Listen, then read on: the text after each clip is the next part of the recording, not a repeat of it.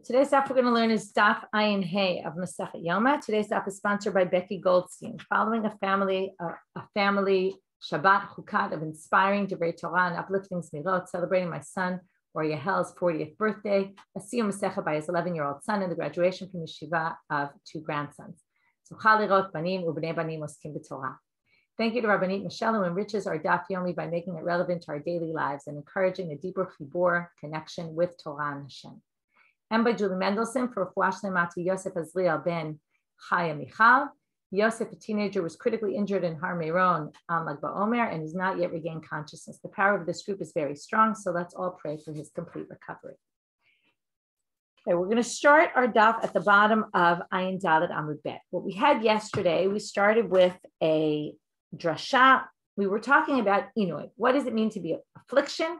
How did we get to Achila? Okay, later in tomorrow's daf, we're going to get to how do we get to Sicha, Rechitza. Okay, how do we learn all these afflictions? Because the Torah never said don't eat, don't drink, or don't wash, or any of those things, but it said Inui, Ta'anu nafshotechem. So we learned from the man in the Midbar, it says Vaya'ancha vayarivecha. You were tortured and you were starved. So from there we learned that Inui goes together with food. Since we started with that, we then brought this question about why was the man Inui? Wasn't the man a gift from God? So then we said, well, Rabbi Ami and Rabbi Asi, each darshan in a different way. What was the punishment of the man? Either you don't know what's coming tomorrow, and that's what it is, or because you can't actually see what you're eating, and that's difficult. From there, the Gemara is going to go off on a total tangent. Other verses that Rabbi Ami and Rabbi Asi each have different explanations about how to darshan these psukim. Okay, what we're going to see a lot of today, going back to the first idea, is the same idea of how something could be good and bad. And we're going to talk about the Slav and when the Jews complained in the desert. We remember how great it was in Egypt and we don't like this man, and we want meat. And then they get the Slav, which on the one hand is what they get what they ask for. On the other hand, there's somewhat of a punishment mixed in there. So how things can be viewed in different ways. And it's very similar to this idea of Yom Kippur and Tshuva and how things can be both one thing and the other, or how you can turn things around also. We're going to see all sorts of themes that really connect to the idea of Yom Kippur as well. We're going to see themes of tzaddikim, rishaim, and beinonim, how different people, the same thing might happen, but it will be the way it will be given to tzaddikim, the righteous, versus the rishaim, the evil, or the middle people. Right? Everyone kind of gets it in a bit of a different way. It's also obviously connected to this whole theme of Yom Kippur and how we're judged based on our actions and who we are. So with that intro, and the whole daf today is just agadatot. It's basically churashot on psukim, a lot of them dealing with the man and the Slav, which is again, after they complained, the quail that the Jews were given. But as I said, there are a bunch of tangents we're going to get off on. So here's our first tangent. Ki yitem bekos eno yitalech b'mesharim. This is a very strange verse. Okay, why is this such a strange verse? It's a verse from Mishlei. It says, first it starts out with al terayayin ki et adam, because, right, the wine is very red and could cause bad things. And then it says, when you look at the cup, meaning you go to drink, what will happen? You will walk straight. Now, something seems strange. First of all, we all know you get drunk, you don't walk in a straight line, right? Those tests where they make people walk and see, are you walking straight or not? Number two, straight maybe means something metaphorically. Straight always means the right path. We want to say the wrong path. So what's going on here? What's meshalim? So what do they answer? Chadamar, one says, Kol hanoten eino b'koso, arayot kulan domot alav kimishur. If you drink and you get drunk, sleeping with anybody seems to you like a straight path. Okay, in other words, mishur could also mean like a plane, something that's very easily accessible. So you think, oh, you could do anything. So in the one says it all has to do with arayot, with sexual relations. The Chanamar, kol hanoten eino b'koso, kol ha'olam kulo domeh alav kimishur. He thinks the whole world is in his hands. So what does Rashi say this means? It means that you think anyone's money is your money, right? Magia li, I have rights to anything, entitlement. So I could just take people's money without an issue. So either, right, and we're going to see this theme that comes up, right? What are the things that motivate people? Is it money or is it sex, right? This is the theme that's going on here. So they both agree with the concept, right? As Gita, you're saying no boundaries, but right, the question is in which area? Da'aga b'lev ish yishachena, a different pasuk. Okay, this is a pasuk from Mishlei also. How do you deal? And here we get into psychology. So those psychologists among us are like the section. Da'aga b'lev ish. How do you deal when you're worried about something? Yishachena. Okay, so what is this word yishachena? So it means to quash it. So the question is, how do you do it? Rabbi Ami v'Rabbi Asi. Chad amal yisichena midato. The best way to deal with worrying about something is get it off your mind. Okay, they darshan here, both drashot are going to change the shin to a sin, right? Which is really just a dot on the other side, but it makes a big difference whether it's yishichena or yisichena. Yisichena from lashon yasiach dad, which actually is with a samach. But that in the world of drashot, sin and samach can be interchanged. Try to get it out of your head, right? Think about something else. Your brain, sometimes our minds are working too hard. And if you just focus your mind on something else, right? It's one of the things I like about learning the daf. You focus your mind on something else and you kind of, other things that are on my mind have to go out of my mind at that moment, right? And it's very therapeutic. The charama yisichen al achirim. Siach milashon conversation. Sicha. You should talk to other people. Now, this can be understood in different ways, right? You could talk to someone and just talking about your worries kind of gets it off your chest. And it's already helpful. That in and of itself is beneficial. Or talking about with others, maybe they can give you some insights and they can give you ideas about how you can resolve the issue. So these are different methods that they're giving you for how to resolve struggle, worry. When you're worried too much about something, these are two ways of doing it. So again, these are different debates Rabbi Ami and Rabbi Asi have about how to understand psukim. V'nachash afar lachmo. This is a verse from Yeshayahu, which talks about, it's mentioning a bunch of different things about animals, and it talks about the nachash, the snake, eats dirt, okay, the dust of the earth. Rabbi Ami v'Rabbi Asi, chalamal, afilu ochel, what does it mean he eats only afal? Afilu ochel koma adanei olam to'em behem tam afar. Now this goes back to what was the sin that the snake was given in Sefer Breshit, even though it's a pasuk from Yeshayahu. So he could eat anything in the world, but it's going to taste like dust, okay, like the dirt. Okay, that's his punishment. That's one option. Second option is you can give him anything in the world to eat, the most delicious items. All he really wants to eat is dust, okay, or dirt. That's all he really wants. Tanya Amar Rabbi Yossi. Here we're going to have a braita about it. Look how great God is, different from humans. If someone is after you, they're going to go after you with everything. They're not going to stop. They're just going to, destroy you. But God is not like that. And we're going to see 4 examples of where God punished someone, but not to the nth degree. He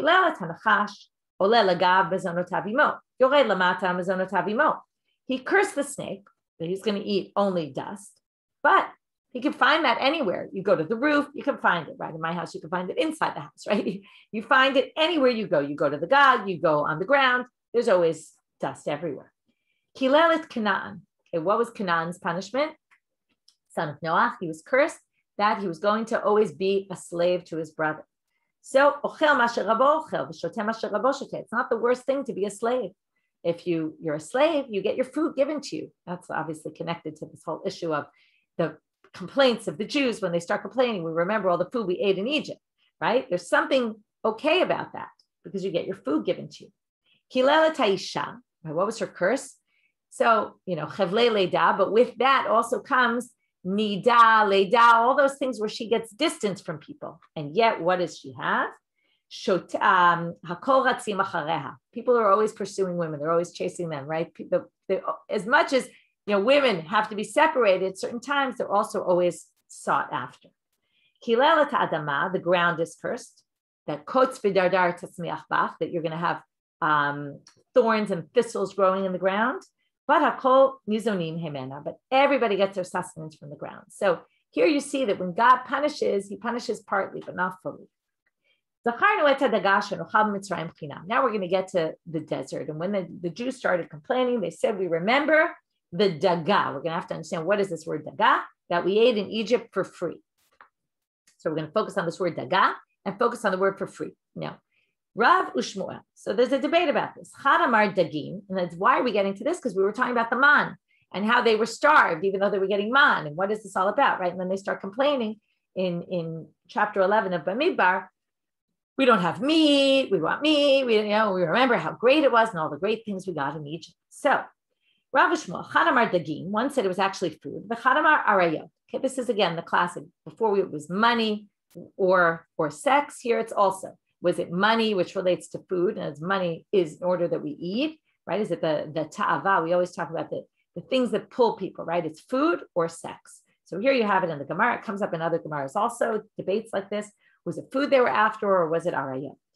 Manda amar dagim dechtiv nochal. Says we ate. So we remember, right? Daga sounds like dog also. So we remember the fish that we ate. Umanda amar arayot dechtiv chinam. There is no food for free. They didn't get food for free, right? You might have thought the Egyptians gave them food. It sounds like no. You don't get food for free.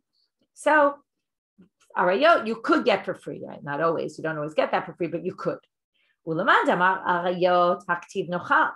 But what, now we're going to have to say, what does each one do with the other?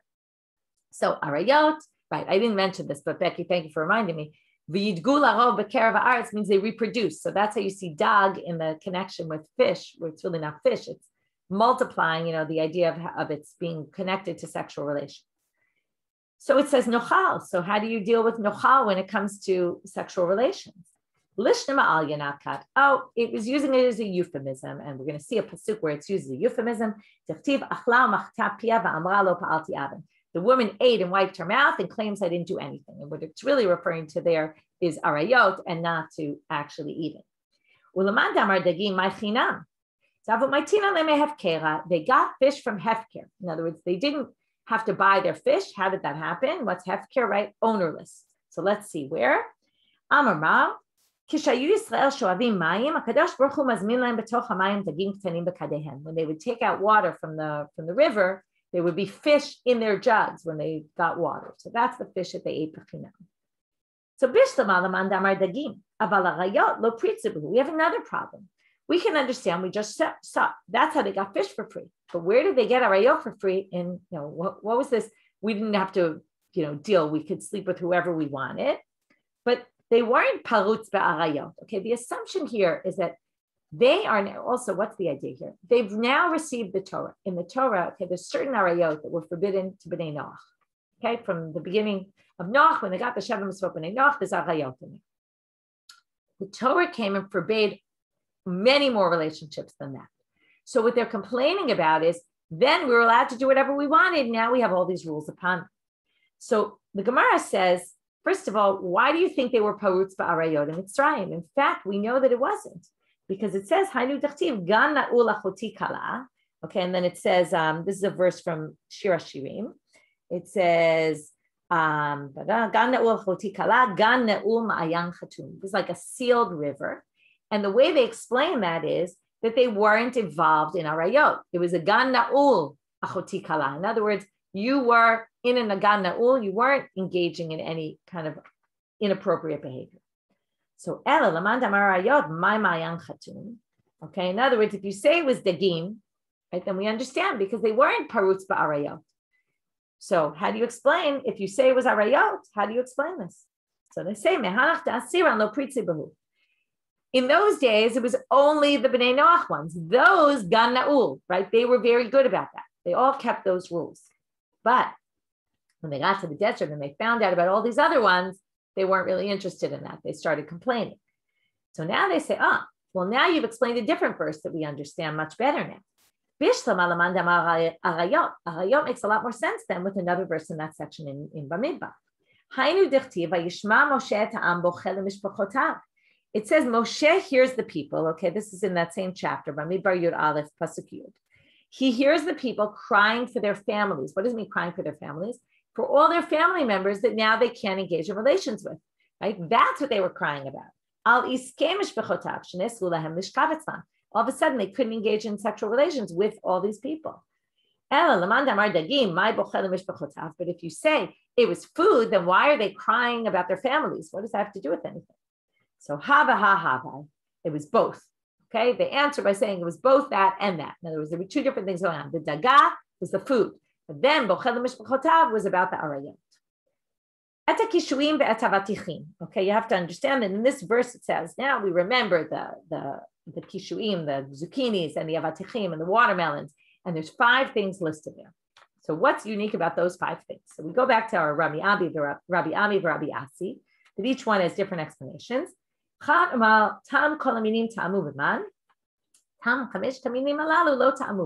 Why specifically those 5 things?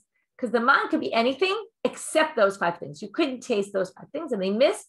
Right? This is a good example of the cup. The cup is half empty, right? They had everything they wanted, but there were 5 things they couldn't taste, and that's what they complained about. Now, if you know in food, it's not just, right, if you're a foodie, you know it's not just about the taste of the food, it's about the texture of the food. So all the other foods, when they ate the man, they tasted it as if, right, not just the taste, but also the texture of it. But halalu ta'amam v'lo mamashan, they could still taste watermelon, but they couldn't feel the texture of the watermelon, okay, or whatever, right, all those 5 things. And that was the difference. So the question is, what made those 5 things unique? Either they couldn't even taste those things, or they could taste them, but they couldn't get the texture. Now we're going to talk about descriptions of the man, which are psukim that are also very, very hard to understand. Okay, it says in Shmo Perek Tet Zayin, it says Vayikru Beit Yisrael et Shmo Man. They called it man, and now they describe it. V'hu kezera gad lavan. It's like a coriander white seed. V'ta'amo ketzapichi b'dvash, and it tastes like I forget the word like I forget what the word sapichi, but in honey. Okay, it tastes sweet. It's a sweet taste. So now they say, Amar Rabbi Asi. What does it mean? Kezera gad lavan, or a wafer. Thank you, Gita. Rabbi Asi says, Algol kigida v'lavan kemargalit. It's round like a coriander seed and white like a pearl. Tanya namihachi, another braita about this. Gad shedomel lezera pishtam begivolim. Gad from the lashon of agud, bound. It's bound like the flax in its stems. Achirim omrim gad shedomel lahagada. Okay, if we're learning a daf of Agaditot, nice that they put this in the middle of the daf. That Agaditot, Haggadah, stories, Agaditas, right? These things are Moshech Libo Shel Adam. So God milashon Haggadah, to speak words of Agadah. Okay, that it pulls someone like water. Okay, it draws them in. Tanya idach, God shemegid lahem Yisrael. It tells lahagid, to tell. It tells. It's telling, meaning it reveals secrets. What kind of secrets does it reveal? Well, there's always this classic complicated example, according to not complicated, but sometimes you're in this quandary. A woman in their day, it was either she had 7-month pregnancy or a 9-month pregnancy. It was either or. So if a woman gets divorced and remarried within a short period of time, which halachically she can't do, but if she does, and she can't do for this reason exactly, and we want to identify who the vla belongs to, the first husband or the second, which is important, right? Because all sorts of reasons, mamzerut issues, right? Who she can marry, who she can't marry. In general, it's just important. Yerusha, let's say, who's he going to inherit? Which father? So the man would tell you, would reveal this secret. How so? So it's Magila Yisrael. I ben Tisha l'Rishon, was it a 9-month baby for the first? I ben Shiva l'Acharon, was it a 7-month baby for the second husband? Okay, so now how would it tell? Because the man would fall for each family. So if wherever the man would fall for that child, right, you just do a count. How many man did this family get? How many man did that? And then you know which family it belonged to. Lavan, right, we're going to talk about all these miraculous things that happen with the man. Lavan, why was it Lavan? Shemalbin avonotehen shel Yisrael. It would make their sins white. How did it do that? Some people explain it's based on what we saw yesterday. That God wanted us to be close to him. So he gave us man that we had to pray for every day, and that basically made us into better people. Okay, and here obviously the connection to the whiteness, the whitening of the sin that we saw from Yom Kippur, right? The red turned to white, and it whitened our sins. Same idea. Tanya, another brighter. Just like a prophet will reveal secrets, things that people didn't know. The man worked like prophecy. It also, Magilan Yisrael, Masha B'Cholinu B'Stakim. Now, this is going to be similar to what we saw before about the baby, but a few other examples. Ketzad, Shnayim Shabau Lifnei Moshe Ladim. 2 people come before Moshe. Ze Omer Avdi Ganavta v'Ze Omer Tamacharta li. They have this slave, and one says, it's my slave and you stole him. And the other one says, no, I bought him from you. So Amar le Moshe la boker mishpat. Okay, so he says to him, in the morning, we'll have justice. How in the morning? Well, the mom fell overnight. In the morning, they would see where the mom for that slave appeared, in whose house, and then they would know. If his portion was in the first person's house, the one who said, I owned him first, then you know the other one stole him. If it was in the second one's house, then you'd know that he bought it fair and square. Another thing between a husband and wife. She rebelled against me, and therefore I don't need to give her ketubah money, right? In a marriage, husband promises the wife ketubah in the event of divorce, but that's only if she kept her part of the marriage. If she, let's say, went with somebody else to, cheated on him with some other man, she loses her ketubah. So he claims it was her fault. She says it was his fault. So Amar lahem Moshe laboker mishpat lemachar im nimtza amra bebeit ba'ala v'yadua she'sarcha alav nimtza amra bebeit avia v'yadua she'sarcha alav. So Moshe says we'll see in the morning, and what happens if we find the man of her portion in his house? Then we know that it's her fault. If we find it in her father's house, then it means that she really belonged back to her father because he really went against her, and therefore ends up with he is in the wrong. Okay, that reveals to us. K'tiv, another pasuk about the tal, about the man. Sorry. So the tal would come down at night, the dew, and the man would fall upon it. But then it says, Uktiva'am, vayitzu v'laktu. Okay, one second. I think the rest of this verse. No, okay. So according to this verse, the man came down in the camp. Then it says, v'yatzu ha'am v'laktu. The people had to go out and go collect it. And then it says, Uktiv shatu ha'am v'laktu. They wandered, meaning they had to walk far to get it. So the first pasuk makes it sound like it was right there. Second pasuk says they had to go to get it. They had to go out. And the third pasuk said they had to go even farther. So what does this mean? And this is where I said in the beginning, we're going to see things about tzaddikim, Rishayim and Beinoniim have different things. Miracles happen to them in a different way. Things that seem to be happened in one way, really people are affected by it in different ways. Ha-ketzad. Tzaddikim yarad al petach batehem. If you're a tzaddik, it came right to your front door. Beinoniim yatzu v'laktu. The average person, he went out to collect. But Rishaim shatu v'laktu. They had to wander very far to get it. K'tiv, another pasuk that seems to be contradictory. Psukim. K'tiv, it describes the man as lechem, that it was bread. Uktiv ugot. Now ugot sound in modern Hebrew means cakes. Here it means like ready to bake, but not actually baked yet. And k'tiv tahanu. It also says they ground it up, meaning it wasn't even flour yet. Forget about bread. So, ha-ketzad, how could it be? Again, tzaddikim. For tzaddikim, it appeared as bread. Beinoniim, ugot, they had to bake it. Risha'im, tachanu b'rechaim, they had to start from the beginning. They had to work much harder to get their food. Odachu b'miducha, okay, it was crushed in a mortar. Amar Rav Yehuda Amar Rav, item Rabbi Chana Rabbi Chanina, melamed she'yarad lan l'Yisrael hamaman tachshitei nashim. Davar shenidoch b'miducha. From here we learn that it was jewelry. It was also put in a mortar, and that they would get the jewelry came down to them. You might be thinking, where on earth did they get the jewelry came down? Okay, there's going to be a bunch of things about the man that I'm going to guess that if you haven't learned this daf yet before, you may have never heard these midrashim. Right? Some are very famous, some are less known. The jewelry came down with them. Ubishlu b'parol. What does that mean? Okay, they got. I think this means usually this is the bottom, the darkened part of the pot, like the stuff at the bottom that the Persians eat, like their burnt rice. Just want to double check that one. Anyway, so the idea here is that other things came down with the man. So I'm looking for it. Right. Here they say it's cooking spices. Okay. In the Quran, they explain it as cooking spices. In any case, so other things came down along with it, things to make the food better or to give them, right, this jewelry. Now we're going to see where they got to jewelry. When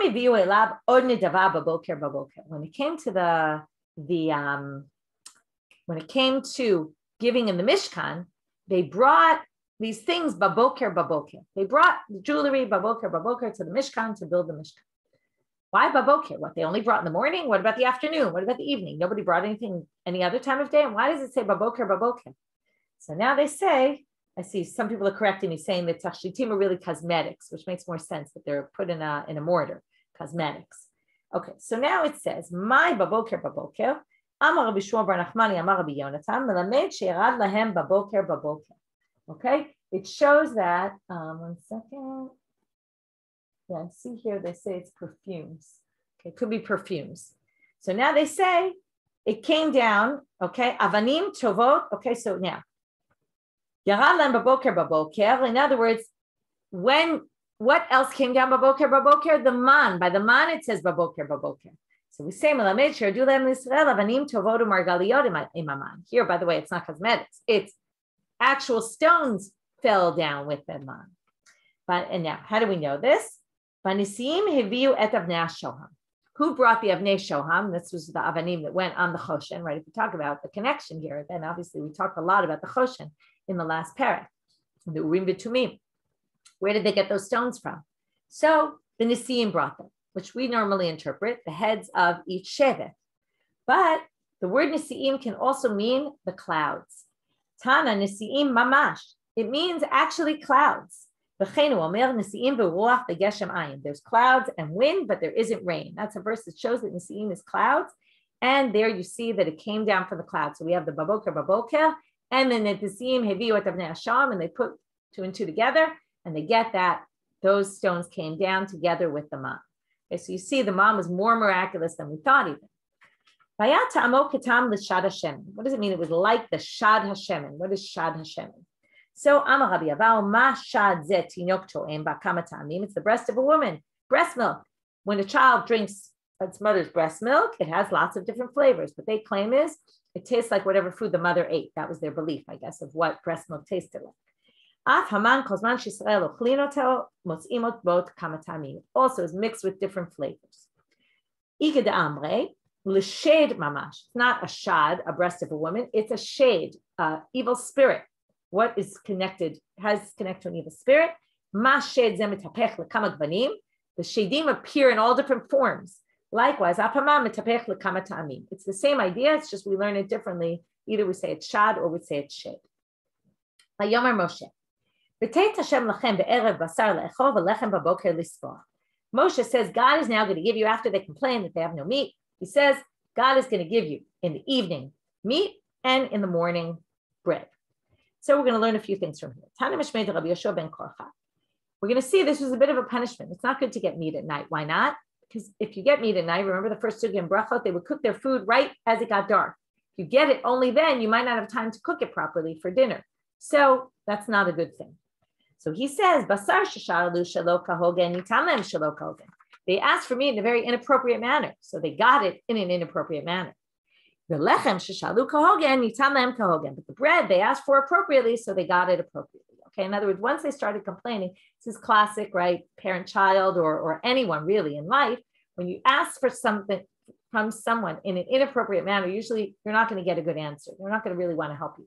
But if you ask for something very nicely, usually you get what you want. So here, the Jews got what they wanted, but God gave it to them in a way that wasn't really very helpful. Mikan lamdat Torah derech eretz. And this is very strange because we just said it's really not good to eat it at night. So some people have a different, in the Diktuk Sofrim, there's actually a bit of a different version. And it seems like they're learning it directly from the verse. A different drasha on this verse is, here you learn derech eretz shelo yochal adam basar ela balayla. You're supposed to eat meat at night and not in the morning. The lechem they got in the morning and the meat they got at night. It wasn't a punishment. It was just, that's the way you eat your bread in the morning and you eat meat at night. Right. This is, I know in Israel, many people have their big meal in the afternoon, right? But more, and when I grew up, it was always in America, we usually eat our big meal at night, right? So here's a source for what I did growing up and still continue to do because it's hard to break those kind of habits. Okay, V'ha'amar Abaye, even though some people say health-wise, it's better to eat lunchtime. But anyway, Ha'amar Abaye, Ha'man di'ile seudata lo la'ochla ela b'yamama. So wait a minute, Abaye said, only eat your meal during the day. So why did we just say, and Becky, you're asking this exactly, right? We just finished, Abaye said you have to eat your meal during the day so you can see your food. So why would we say that it's derech eretz to eat meat at night? So they say ke'en yamama kamina. What he meant is liked it, meaning eat it at night, but make sure you have light. In other words, don't be cheap and not light your candle while you're eating dinner. Eat dinner by candlelight so that you can see what you're eating. Okay,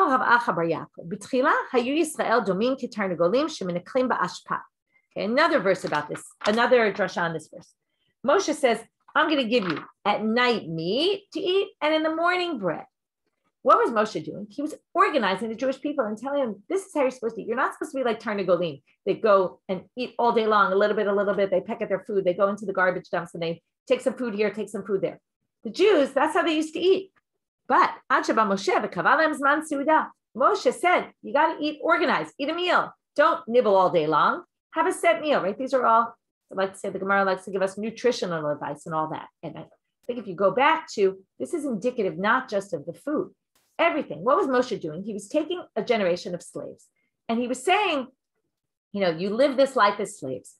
You don't know when your food's coming to you, right? You eat it whenever you get it. You eat all day, a little bit here and there. You're not organized. They weren't an organized nation, right? Moshe's whole job in the desert was to take them from a slave mentality to a nation. And this is just part of it, right? How you eat also, it's a model for how you live your life.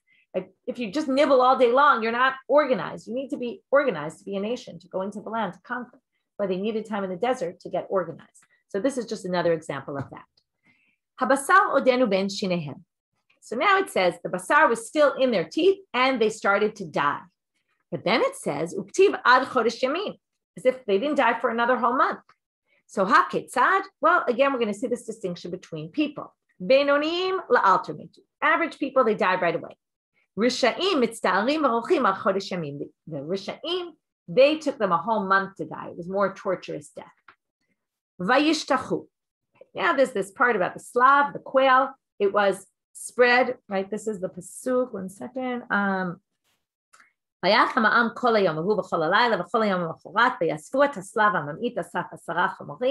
so they start gathering the quail, and it was kind of spread out across the camp. So what does this mean, vayishtachu? And why are we being told this? It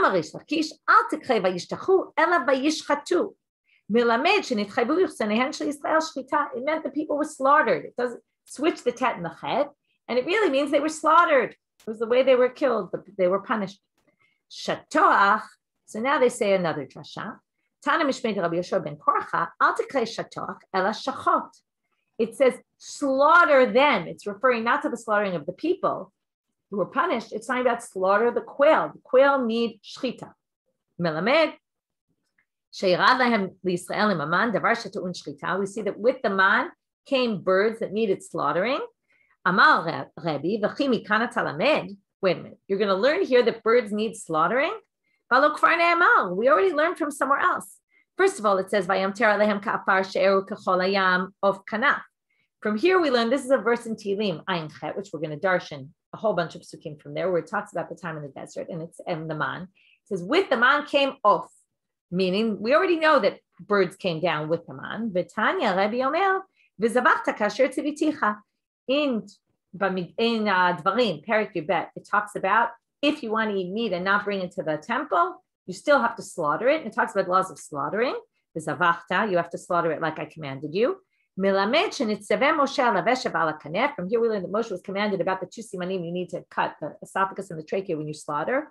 You need the majority of only one of them when it comes to a bird, but you need the majority of both of them when it comes to an animal.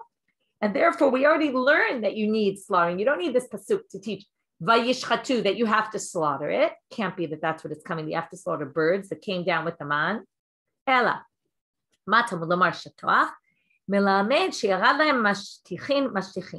It fell down in a layered manner. Or again, there's different interpretations of what exactly this is, or it fell in a way that it spread everywhere, or it was spread about in layers. Okay, so what the significance of this, I don't really know.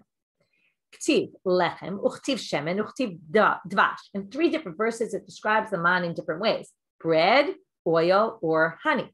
So Amar Rabbi Yossi, Rabbi Chanina, lenarim lechem, liskenim shemen, letinokot dvash. Again, we have this distinction between people, but here it's more what they're interested in. Younger people want bread, elderly want oil, and children want honey. So it came down in a different way to each one. Ktiv Slav, Uktiv Slav, Ukrinan Slav. Okay, now if you don't have this in front of you, you don't know what they're talking about. Slav is with a sin, but Slav, the second one, the way you read it, is with a samach. Now, Slav in Hebrew comes from silo, which is thorns. So Amar Rabbi Chanina, tzadikim ochlim otam b'shalva. Okay, the first drasha is Slav with a sin, but they changed it to a shin. Before we had a shin that changed to a sin. Now we're going to have a sin that changes to a shin, which means shalva. They ate their Slav in peace. Risha'im ochlim oto v'domeh lahem kisuvim. The evil people eat it, and it's like they're eating thorns. Amar Rav Chanan barava arba'a minei slavim. There's 4 different types of slav. So the question is also in part of this section. The bit of the issue is they asked for meat, they got this quail. It sounds good. Like, what was the punishment? On the other hand, the people were dying, and can we see this slav somehow as the fact that they got slav as a way of punishment? Right? Obviously, it was coming out of their ear. Right? They got too much of it. All sorts of interesting things about it. But eluhain. Shichli v'kivli upasione v'slav. There's 4 types. These are the kinds of quail there are. Ma'alya dekulu shichle, guria dekulu slav. The worst type is slav, and that's what they got. So again, you see here, by getting the slav, it was actually a punishment. V'havi kitzi porto, mutvinin lebetanua. What's so bad about it? Well, it's like a bird. You put it in the oven. V'tafach v'havamale tanua. It's so full of oil that it swells and it fills up the whole oven.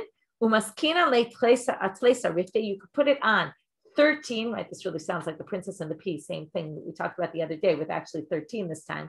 Last time it was 10, right? Princess and the Pea, I seem to remember, was 13. Anyway, you put it on 13 loaves of bread. And even the bottom one is so soaked in oil that you have to mix it with something else. It's disgusting. Can't eat it by itself. That's how oily it is. Rabbi Yehuda mishtachle beidane. Now we're going to talk about other miracles that happened with Slav much later in history, in the time of the Amoraim. Rabbi Yehuda would find them between his barrels of wine. He would go out and he would find all this quail. Like, it would also fall miraculously, just like it did in the time of the Midbar. Rav Chisda mishtachach lebeit tziveh. He would find him in his warehouse where he stored his wood. Rava arise kol Yoma. Rava would have his sharecropper bring him every single day. He'd find in the field and he'd bring him. Now we're going to see a story about Rava. Yom echad lo aite. But one day the sharecropper didn't bring any quail. Amar my hai. Said, what happened? So Selig Le'igre, he goes up to the roof, right? What's the significance of this? Well, you go up, you get perspective, right? You go up to a higher place or you go somewhere else, gives you perspective on what's happening, right? He's used to what happens every day. Something goes wrong, he realizes I need some perspective. He goes up to the roof. This happens a lot in the Gemara, where the children are reciting verses and someone will hear a child reciting a verse, and it'll be like a prophecy. It's very interesting, this idea that prophecy comes through children reciting verses from the Torah. And he hears them say, I heard and my stomach was overturned or was angry, was upset. Amar Shmamina nach nafshei de Rav Chisda. He hears this and he realizes the child's prophesying about the death of Rav Chisda. Okay, how he understood it from the Pasuk, you could try to connect. Anyway, we'll move on. Ubedil Rabba Achil Talmida. Because of the Rav, the student eats, meaning the Slav was coming to him every day because of his rabbi. Once his rabbi died, he no longer was getting the quail every day. Ktiv, batal shechvat tatal, uchtiv uberedet tatal. It says in one verse that the tal fell on top of the man. It says in another verse that when the tal came at night, the man went on top of that. So was it above? Was it below the dew? How does this work? Amar Rabbi Yossi b'Rabbi Chanina, tal mi lamala v'tal mi lamata. There was dew above, there was dew below. The domek k'moshe munach b'kufsan. It was like it was in a box, meaning had like a God protection over it. It kind of is like the ananei kavod that protected the Jewish people. And this is one of the reasons why we cover our challah, right? We've talked about other reasons in the past. This is one of the reasons it comes from here, because it's reflective of the man that was covered both on the bottom and on the top. So we put it on a tray and we cover it from the top. Dak mechuspas, another description of the man that we don't understand. What is this mechuspas? Amarish Lakish, davar shenimocha pisat hayad. They understand mechuspas as a combination of 2 words. This is called notlikon. Happens a lot in the Gemara. Mach pas. It melts in your pisat yad, on the palm of your hand. It was so soft it melted in your mouth.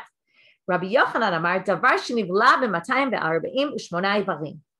It was something, we get this from mechuspas in Gematria. It's 248, although it's not, and we'll see that in a minute. But because of the Gematria, we get to 248, that it's this connection of 248, it melts into your 248 limbs in your body. We're going to talk about what exactly this means. We're going to see in a minute that this means that it would melt in their body and they wouldn't have to go to the bathroom. There would be no waste to it. It would all get absorbed in the body without waste. Okay, we're going to see some questions on this. So the Gemara first says, Mechus Pas Tuvav. It's 254. So the Amar of Nachman Bar Yitzchak, Mechus Pas Ksiv. It's written without a Vav. So take away 6, you get to 248. Tanu Rabbanit. So now we're going to darshan this pasuk Lechem Abirim Achal Ish, which is in that verse. I meant the section of Tehillim Parak Ayin Chet that I said we're going to darshan going forward, which we're going to start today with drashot on Lechem Abirim Achal Ish, strong bread a man ate. Okay, and then it talks, the pasuk right before is Vayamter Alehem Man Le'echol. God brought down man, and it was this Lechem Abirim, this strong bread. And who's the Ish? We'll get to that tomorrow. There's going to be another drasha on this in tomorrow's daf. But right now we're going to darshan it like this. Lechem abirim achal ish. What is this? Lechem shemalachei hasharet ochlim oto divrei Rabbi Akiva. Rabbi Akiva says it was bread of strong people who are the mighty, the angels, bread that the angels eat. Now you might be thinking this already. When people told Rabbi Yishmael, Rabbi Akiva said, Amar lehem, tzuvim imru la'Akiva, go tell Akiva, Akiva ta'ita, you made a mistake. They don't eat bread. When Moshe goes up to Har Sinai, he doesn't eat bread, right? He doesn't eat water. He's like the angels. Angels don't eat. So what's abirim? Abirim, drasha evarim. Limbs. It was absorbed into all the limbs of the body. Now we're going to have a problem with this. There's this whole section in Sefer Dvarim which describes when you need to go to the bathroom, you have to go out of the camp and you have to bury it in the ground. This whole thing about what you do when you go to the bathroom. So why were they going to the bathroom if they didn't have to go to the bathroom? The man absorbed all the waste. So the answer, and again, you might hear this drashot. I told you that you may never have heard this before. Guess what? In the desert, there were merchants going by. They would buy things where they had money to buy things. I don't know, but apparently they would buy, right? I guess they barter. So when people came by, they would buy other food, right? We always think all they ate was man. Apparently they also ate things. They bought things from merchants. So say those made them go to the bathroom, not the man. Rabbi Elazar ben Parta omer, even those things didn't make them go to the bathroom. The man would absorb that also. The man that was in their body would absorb all the waste from them. Ella. So now, according to him, after they left the path, in other words, when they went off the derech, right? They already weren't listening to God. Then things went bad, and then this magical thing about the man didn't happen anymore. Amar Kadosh Baruch Hu, Ani amarti you kamalachei hasharet. Right? In that way, what's this idea of not going to the bathroom? They're somewhat like angels. They do eat, but the waste doesn't come out. So I wanted you to be like angels. Now I'm going to make you leave the camp. Leaving the camp is 3 parsaot. 3 parsaot is, each parsa is 8,000 amma. That's 4 Tchum Shabbat. So multiply that by 3. Okay, that's 24,000 amma. That's the size of the camp. That's how far they had to go they had to leave the camp to go to the bathroom. God says, I'm punishing you. It's a punishment for the fact that you didn't listen. Dichtiv, how do we know how big it was? That was where they camped, from there to there. Still don't know how big it is. I saw this place. That's how big it was. Vitana, yes, thank you, Tova. Toilet training nightmare for sure. Vitana, they always had to go behind the camp because they were going to move forward or maybe to the side. So they could never use that area to go to the bathroom. They always had to go behind the camp. Now, where did they get this idea? Where did they come up with this, that they never went to the bathroom? So now they're going to see some of the complaints that people had. And you see, again, it's all a matter of your perspective. This sounds to me kind of nice. You don't have to ever go to the bathroom. But the people were nervous about it. One of the complaints they had there was, Atanaf shenu yivesha ein kol. Our souls are dry. There's nothing. Amru atid man zeh shetipach b'me'ehem. They were worried it was going to explode inside. They thought, is there any human that brings in food and it doesn't come out? They thought that this man, it's very nice, miraculous, but it scared them. Like, what's going to happen? I'm going to explode soon because nothing's coming out. Okay, and then we were saying before, right, when Rabbi Yishmael heard this, he said, no, the way you learn this lechem abirim is evarim, right? The Right? This is again the same drasha. We're just hearing that when they brought this from the Rabbi Yishmael, he darshaned it the same way we saw before. So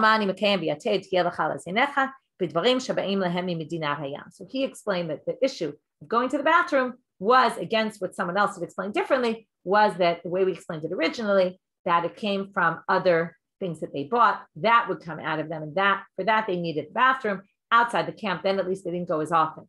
Right? Maybe it was a way of kind of encouraging them not to buy things from other people. I don't know. In any case, we'll stop here for today and pick up on these drashot in tomorrow's daf. Shabbat shalom.